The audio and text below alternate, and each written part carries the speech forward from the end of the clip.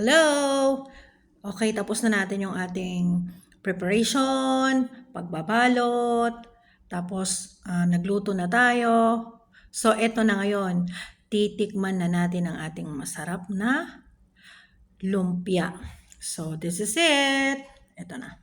Tignan natin kung gaano siya ka-crispy. So, meron tayong sausawan dito. Sukang pinakurat. Ayun.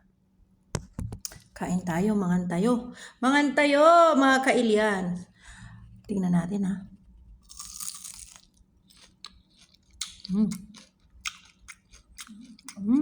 Sarap.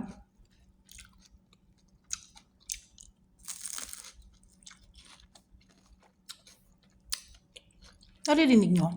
Napaka-crunchy. Alam mo yung lasa na? Napakalinamnam. Manamis-tamis dahil doon sa sibuyas natin ha. Kain.